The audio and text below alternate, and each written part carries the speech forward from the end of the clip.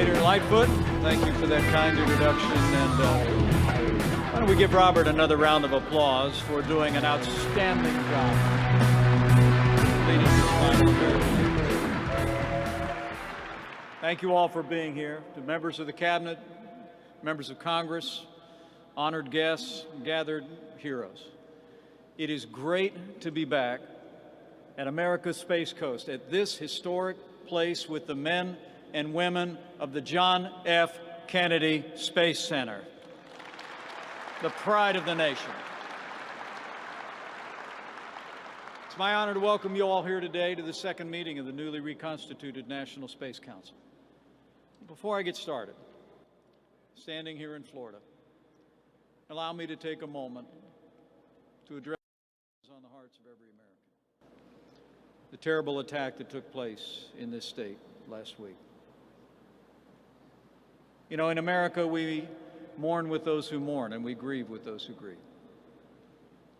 And let me assure all Floridians, especially those affected by this terrible attack, that as President Trump said, our entire nation with one heavy heart is praying for you all. As the President said, no child, no teacher should ever be in danger in an American school.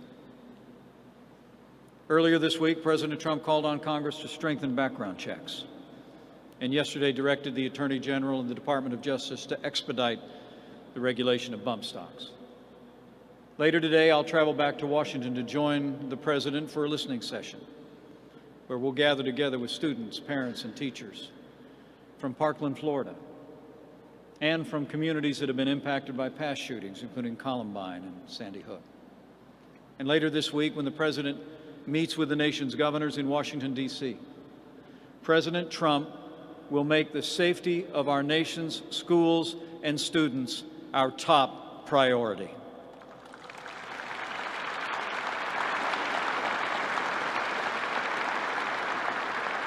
This President and our entire administration will continue to focus renewed energy on making our schools safe, on taking a fresh look at giving law enforcement and families the tools they need to deal with those struggling with dangerous mental illness.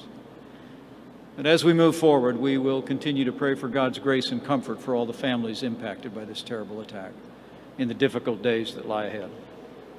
And let's also pray for God's wisdom for all of us in positions of authority, that we might find a way to come together as a nation to confront and end this evil in our time once and for all. So thank you for that. Once again, it is my great honor to welcome all of you to this second meeting of the National Space Council. And I bring greetings, first and foremost, from a passionate champion of America's Space Coast and America's space program, a visionary who I can assure you is committed to American leadership in the boundless expanse of space. I bring greetings from the 45th President of the United States of America, President Donald Trump. Just over a year ago, President Trump declared that our nation stands, in his words, at the birth of a new millennium, ready to unlock the mysteries of space. And today, after the first year of our administration, the record is clear. Under President Donald Trump, America is leading in space once again.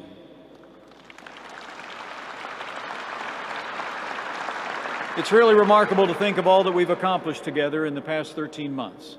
We relaunched this National Space Council, an organization of vital importance to America's future in space that had laid dormant for nearly a quarter century. Our administration established a new national security strategy that's spurring the development of space technology, the technology that we need to defend our national security and protect our way of life. In December, President Trump signed an executive order, Space Policy Directive 1, that makes it a national policy of the United States to return to the moon, put Americans on Mars, and bring renewed focus to human exploration in space.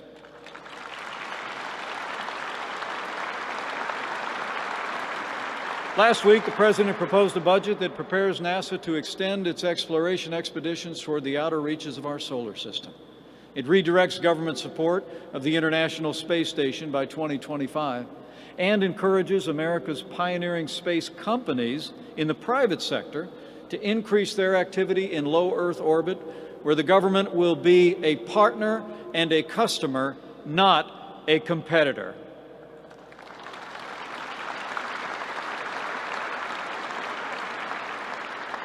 And just last night, it was my great privilege to announce that we've selected our nominees for the National Space Council's User Advisory Group. It's an extraordinary group of Americans that's bringing together some of the brightest minds in this country to accelerate innovation across our nation's space enterprise. All of the individuals nominated for the Users Advisory Group are pioneers in their field. They're explorers, they're builders. Some have built rockets, some have built businesses. Each of them have played a critical role in building America's space future. Many of them are with us here today, so I'd like to ask those among the 29 nominees of our User Advisory Group to please stand and join me in thanking and congratulating these newest members of the User Advisory Group for stepping up to serve our country at this vital moment in the life of our space program.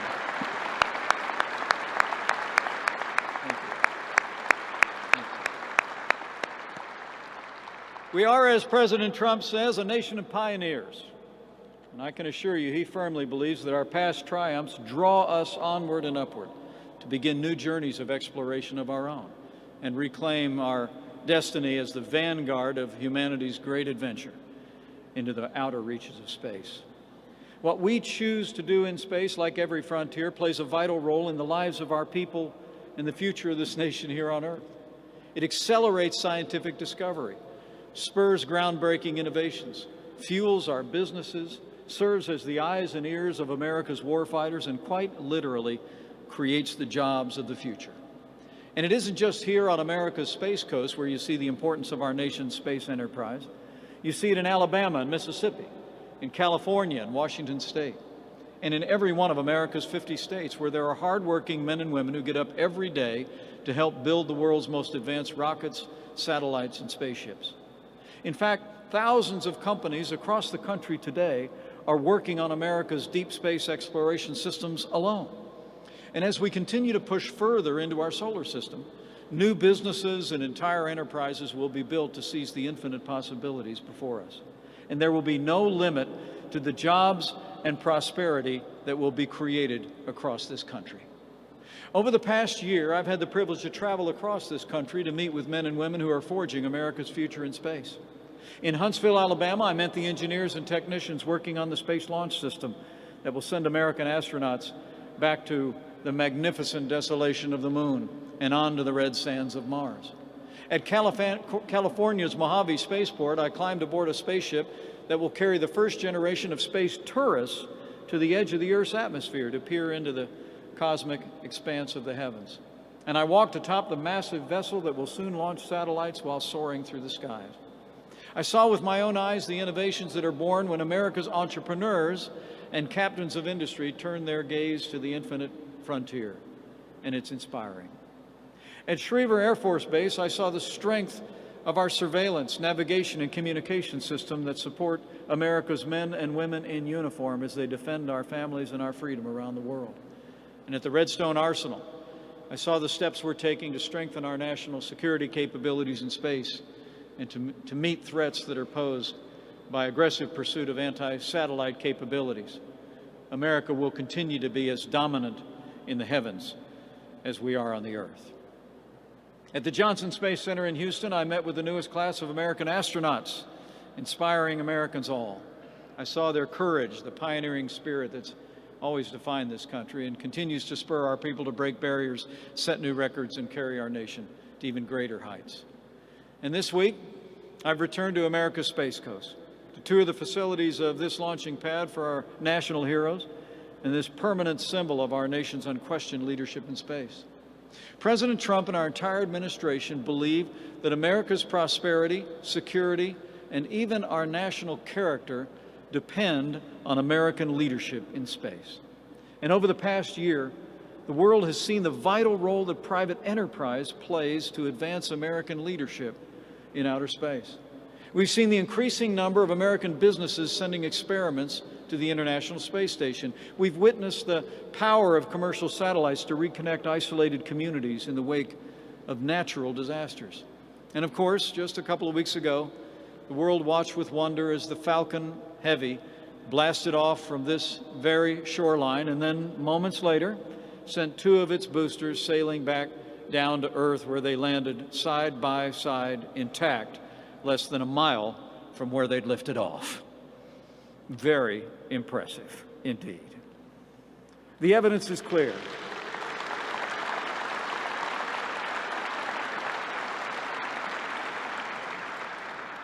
The evidence is clear. While the government can blaze new trails into exploring the outer expanse of space, like all frontiers, ultimately, that'll be settled by the dreams of our people, by the brilliance of our innovators, the energy of entrepreneurs, and the daring of our explorers together. This truth echoes through the history of the Kennedy Space Center, named for a president who challenged the American people to marshal the best of our, in his words, energies and skills to become the world's leading spacefaring nation. It was here in the early summer morning of 1961 that Alan Shepard crawled into the Mercury capsule, Freedom 7, perched atop an 82-foot rocket and ventured into the void. It was here just over 8 years later that the crew of Apollo 11 carried the hopes and dreams of the American people to the moon and claimed our place as the undisputed leader of the exploration of space. And it's here today in the 21st century that the modern marvels that launched from these grounds prove that the public and private sectors are achieving far more together than we ever have apart. Since January of last year, more than 20 rockets that were designed, built, and sent into space by America's pioneering space companies have launched from the Space Coast, with names like Falcon, Delta, Atlas, and Minotaur. And as these feats of American enterprise and ingenuity attest, much more than the bridge to space, Kennedy Space Center is the bridge to the future.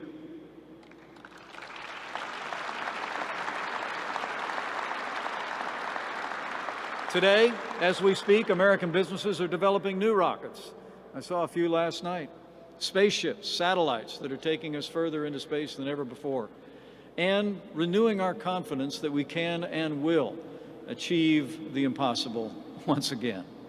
Not long ago, no one would have dreamt of landing a vehicle on an asteroid to mine its minerals, or opening a private space station for tourists, scientists, and entrepreneurs, or operating a satellite refueling station hundreds of miles above the Earth. But today, these are all emerging businesses. And like the railroads that opened up the American West to explorers and entrepreneurs, these technologies will extend the range of American action and values into new worlds and usher in a new era of job creation and innovation driven by space. But while American industry and technology have leaped toward the future, our government agencies too often have remained stuck in the past. Consider the case of satellite servicing to begin with, a transformative new technology that will dramatically extend the life of our nation's satellites and unlock untold new opportunities in the space industry. In the past, whenever a satellite ran out of fuel, it had to be replaced, an expensive and time-consuming process, like buying a new car every time it runs out of gas. We now have within our reach the technology to get around this problem. But as this National Space Council has already come to understand, American businesses that want to launch satellite servicing missions are often stifled by a convoluted maze of bureaucratic obstacles and outdated regulatory processes. Today's launch licensing regime is plagued by burdensome government barriers too. And to make matters worse, launch licenses can't be transferred, often from one site to another, as we learned at the last meeting of the National Space Council. So if a company receives its licenses to launch a rocket from the Kennedy Space Center, but then wants to move their mission to California, or even just a few miles away from Cape Canaveral, that same company must complete the entire process all over again from start to finish. You know, the government's figured out how to honor driver's licenses across state lines. There's no reason we can't do the same for rockets.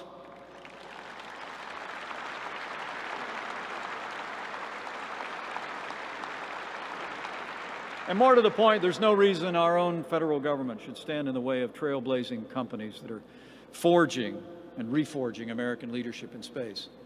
Today, the National Space Council will discuss new policy recommendations to break down these bureaucratic hurdles. These recommendations, I believe, will transform the licensing regimes that oversee launch, re-entry, and new commercial space operations. And they'll empower American businesses to create the jobs of the future, attract new investment to our shores, and unlock new opportunities, new technologies, and new sources of American prosperity. With these reforms, American private enterprise will usher in a new era of space leadership that will propel our economy, strengthen our national security, and rekindle our belief that America can and will continue to accomplish anything we put our minds to. As President Trump has said, quote, "It is America's destiny to be the leader amongst nations on our adventure into the great unknown." And we're going to write that next chapter of that adventure with American industry and American ingenuity as our partner. This I know we'll do because it's what the American people have always done. If you think about it, less than 35 years after Lewis and Clark returned from their expedition to the wilderness, nearly half of our new nation's population had already moved west. There were pioneers and settlers, traders and entrepreneurs, and above all, they were Americans, fellow travelers on our nation's never-ending journey to explore undiscovered lands, venture to far-off places, and expand the horizons of our influence. No sooner had we tamed the Wild West than America's destiny beckoned us to the skies above. At the turn of the last century, two brothers from Ohio, one of whom was born in Indiana, sped down the sands of Kitty Hawk to become the first in flight. And just 66 years later, we won the race to the moon. Like many of you, some of the most precious memories of my youth were gathered around a black and white television, watching our heroes hurtling into the heavens and making history, like Buzz Aldrin, who gathers with us today, the second man on the moon.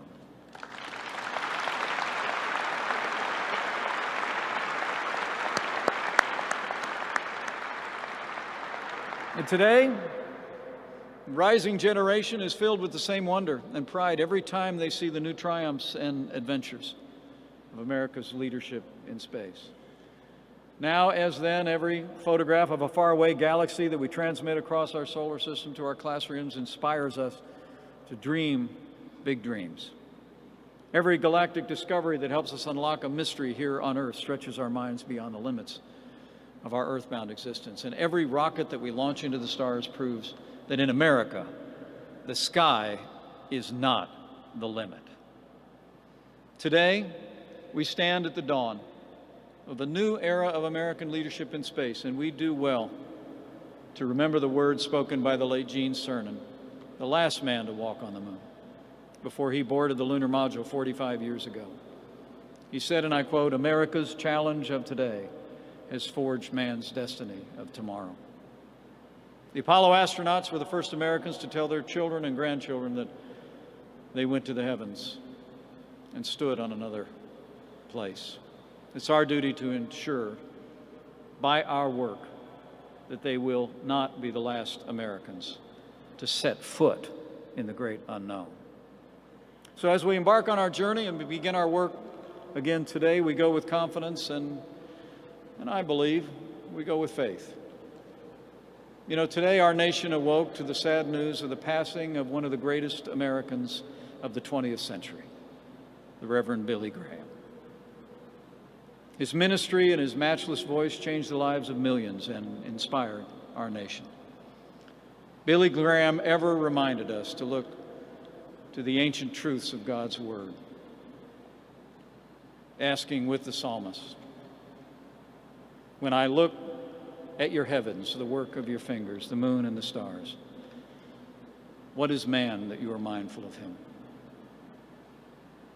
And so, even as we remember Reverend Graham this morning and keep his family in our hearts, we continue this renewed work, a renewed commitment to America's leadership in space, with confidence and with a faith that has ever carried the American people to the great unknown.